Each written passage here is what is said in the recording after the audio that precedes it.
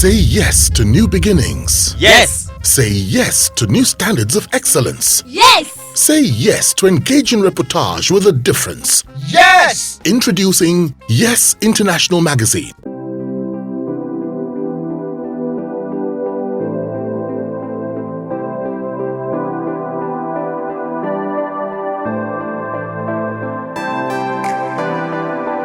Now, what mistakes must a comedian not make? Well, let me start by saying one mistake that celebrities do that a comedian too must not fall into such a trap is thinking that you are above your fans. Okay. You must not think in that light. Without your fans, you are nobody. You are only called a celebrity because you are being celebrated. Those who do not celebrate you, they stop celebrating you. The people who celebrate you stop celebrating you. You are no longer a celebrity. You are just like a common man. So sometimes we act too busy for those who make us run to the bank. And it's actually not nice. And sometimes you seem inaccessible. That happens a lot to the musicians. You present yourself inaccessible to the people who make you dash to the bank. Now, the day you are no longer the rave, you discover that this is actually where the strength lies. So for a comedian, you must not make the mistake of thinking that you're above these people. You must always understand that these are your complementary partners in the business of entertainment. That's one. Then secondly, every event is not the same event. Don't make that mistake. Every event is not the same event. There are events where the people arrive there 2-3 hours before the event starts. You don't brandish yourself thinking that, oh, after all, they don't come to the event, let's go ahead. You must first and foremost be in their shoes to understand that they've waited for that long. And then try as much as possible to appeal to them. Because if you are at an event as a comedian, and possibly you are the MC of the event, and you're not carrying the people along, you have a very disjointed event. Who are you performing for? So it's very, very important that we get all these things out there. And then some other comedians will think that, oh, I will just go crack the joke. You came from the house with your jokes, you get into the place, you see executives there, you're beginning to tell them how you get one I shower for Maryland and I shower for Ireland. It just doesn't, you get what I'm saying? It just doesn't fall in place. It doesn't fall in place. It's a different audience. So you must, as much as possible, understand that every event is not the same event. So that's a mistake a lot of comedians make. Such that, whether you like it or not, you see a comedy show, for instance, one of the young boys will do excellently well. People are laughing, but this guy tear the show. But when the companies come to call people they need for a serious event, they'll still go for the Alibaba, the Basketman, the Bega the Inca, the TA. You understand what I'm saying? The Bouquet The senator. Well, yes, the senators, and that is because those that are watching your act, they know I don't know, they know who is capable for a particular kind of event. So don't get it twisted. So every event cannot be the same event. Interesting. Now, what has been the greatest thing that comedy has done for you? I must be very candid. Comedy, first and foremost, has taken me around the world. I've been to very many places. At least I've been to up to 10 countries or more because of this business of comedy. I was supposed to be a lecturer in the university, actually, because I made the second class upper credit. So my department called and said, we have to retain you so that you can pass knowledge. So I said to them, no, I'm not going to pass this knowledge now because I do it. Gray hair go full on my head. So I said to them, please, before it's too late, let me go and look for this money. Then when I'm 50, I can now come back to the university and teach. So this particular job has also made me to appreciate the fact that I didn't make the wrong choice. And then secondly, I've been able to travel around the world and know what is functional and operational in other places of the world. And that is also to discredit the fact that some things don't enter too. We're not gonna lie to the grace of God. So that's it basically. The ministry has moved to permanent sites. Yes, it's at the permanent side. All right. So, what would you have wanted comedy to do for you that it has not done?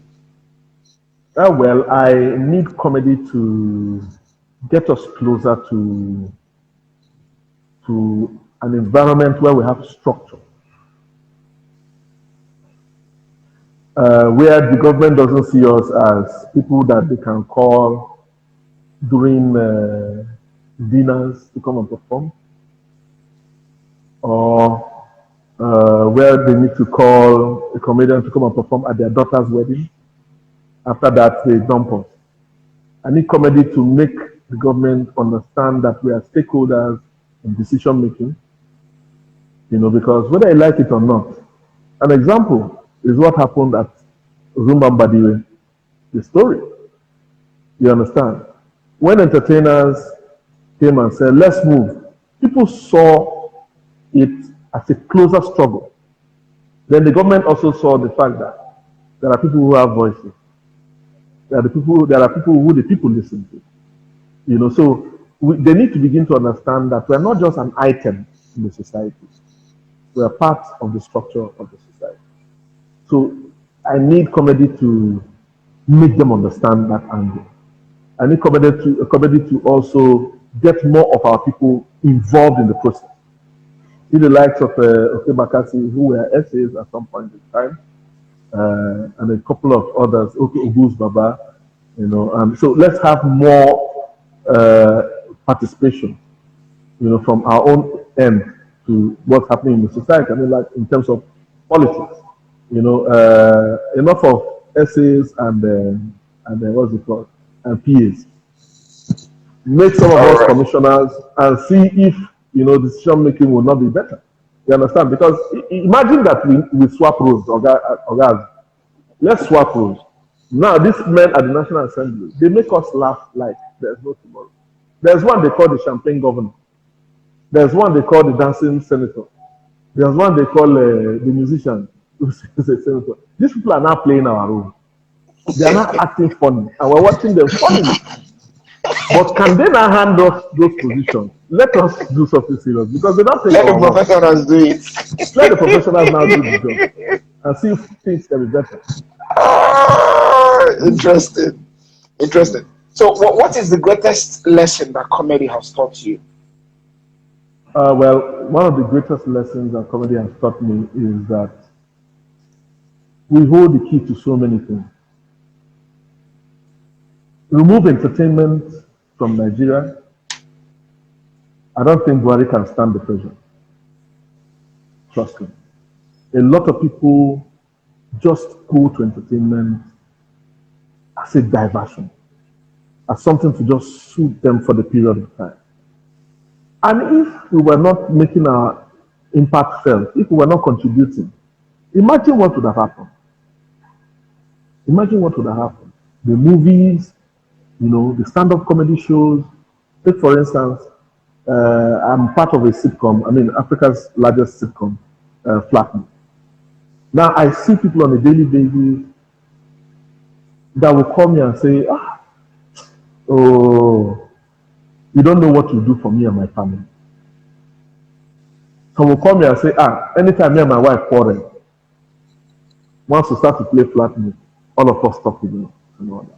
Now imagine there was not any of these elements like entertainment, like comedy, like football, you understand, in Nigeria. The government for that, one day for just see where somebody better they run. After they run, say, catch. Who did the pursue? So they say, wrote to me and meet you.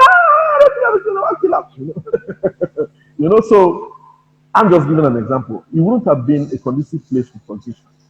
So comedy has taught me that we hold the key to so many things, and so must be used appropriately.